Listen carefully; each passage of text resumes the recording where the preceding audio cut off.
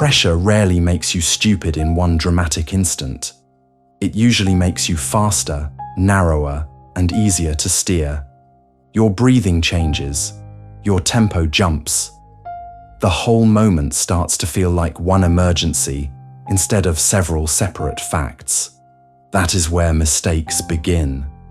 Not because pressure arrived, but because you treated all of it as signal.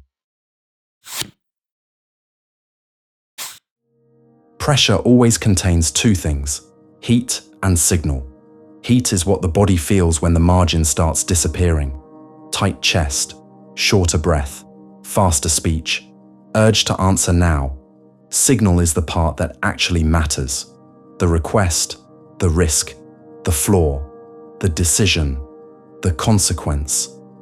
Most people merge them. They feel the heat and assume the whole moment is dangerous, urgent, and unified. Then they react at the speed of the spike. That is why pressure so often produces bad decisions without producing obvious panic. On the outside, the person still looks functional. On the inside, their tempo has been captured. Composure is not the absence of stress. It is the ability to keep heat from dictating sequence. That matters because pressure narrows options before it destroys judgment. Once your pace is no longer chosen, everything else starts slipping with it. Tone, attention, memory, timing. Heat is not signal. You are in a tense conversation. A problem has surfaced late. Someone says, "We need an answer now."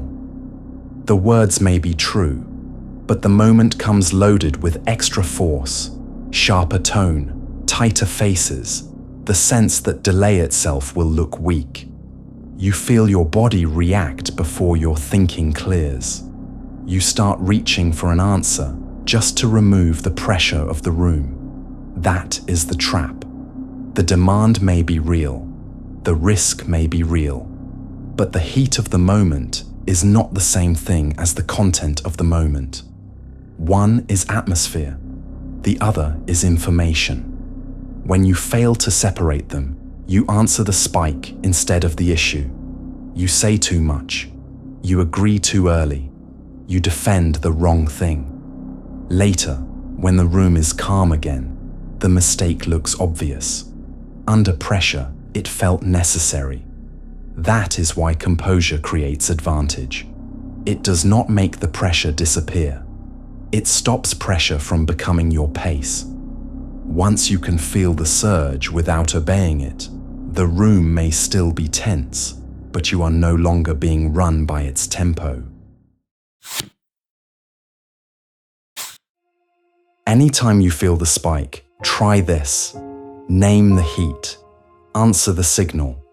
The measure is simple.